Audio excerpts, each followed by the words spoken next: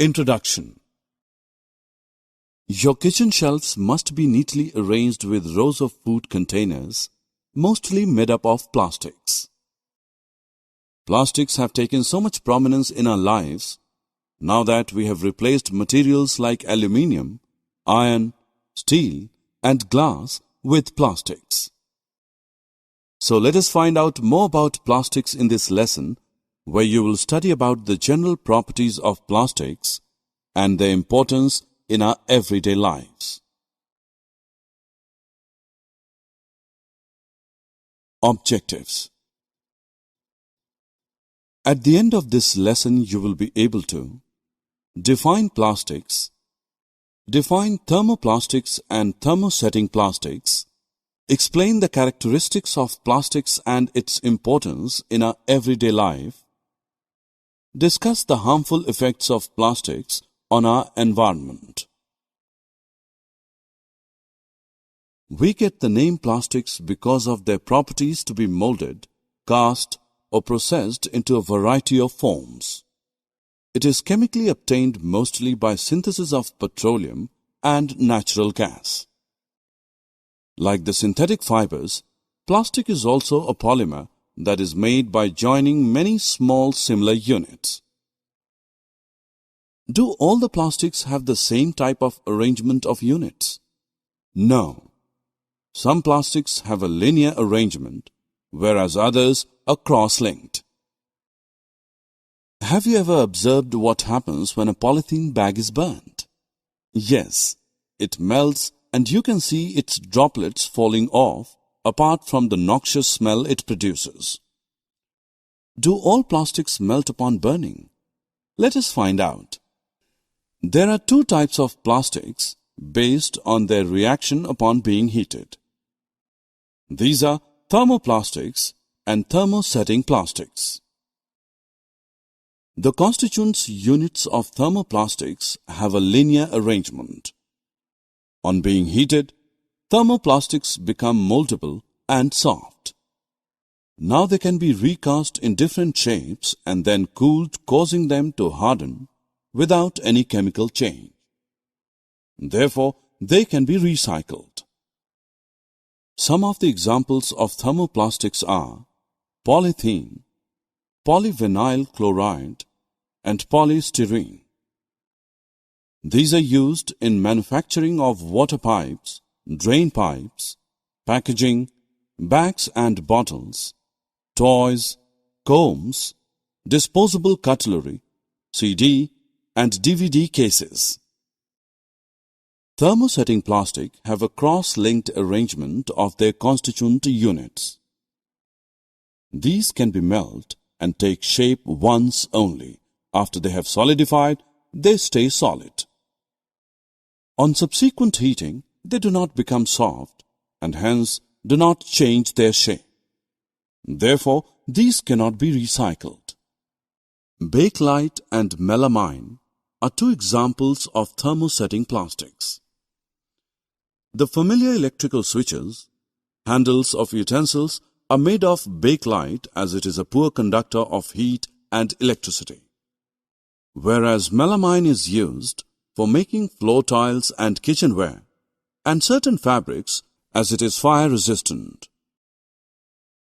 Why are plastics so widely in use? The plastic containers are mostly used for the storage of food grains, pickles, salt and spices, since these are relatively non-reactive and impermeable to moisture. Since plastic is a poor conductor of electricity, the electrical wires have plastic covering. Did you ever notice that the utensils which are used for cooking have plastic handles? Plastics being poor conductor of heat, we can therefore easily hold the handle of a hot utensil.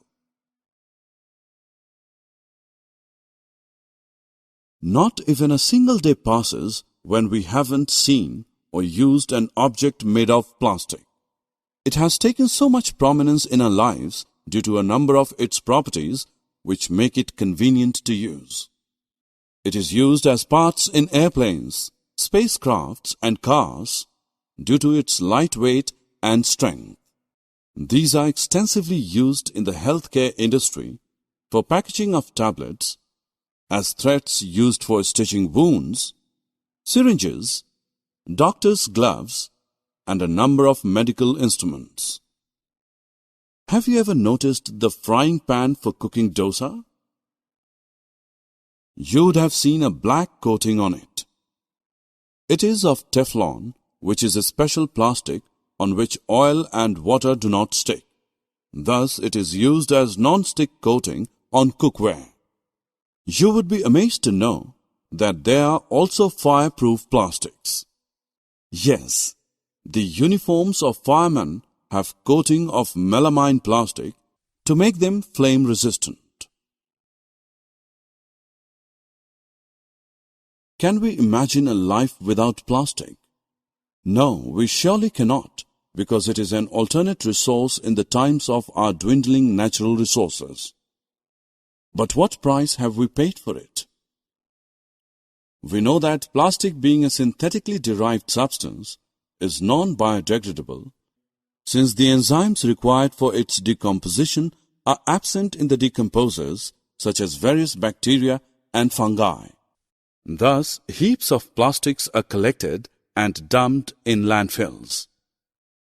They will stay there for several hundred years, releasing toxic chemicals into the soil and nearby water resources.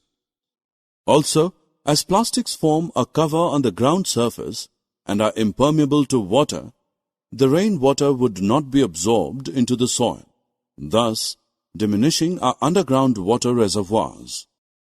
You must have seen cows struggling to take out food from the plastic bags thrown near the garbage heaps. They end up eating the plastic bags as well. It can choke their respiratory tract or form a lining in their stomachs, causing their death. On burning plastics, it releases toxic fumes into the atmosphere. Other plastic menace is the choking of drains, which leads to their overflowing and flooding during the rains. There are a number of steps that we can take as environmentally conscious citizens so as to safeguard our environment from the growing menace of plastics. We can replace plastic shopping bags with jute bags or handmade paper bags. Instead of littering everywhere, particularly on roads, we should put the plastic objects in the dustbins marked as non-biodegradable, thus segregating them from the biodegradable wastes. Sell plastic scraps to the scrap dealer for recycling. Adopt the policy of 4 R's, which is reduce, reuse, recycle, and recover. Summary. Let us summarize what we have learned. Plastics are polymers.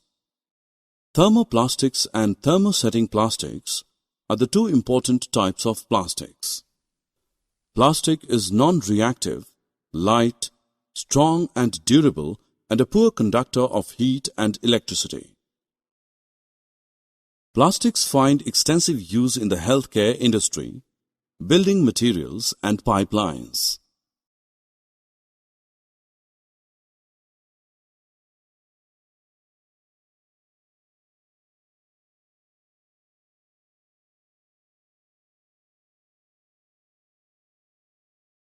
On burning, the plastics release poisonous gases. Plastics take several years to degrade because of their non-biodegradable nature. Adopt 4 R's. Reduce, reuse, recycle, and recover.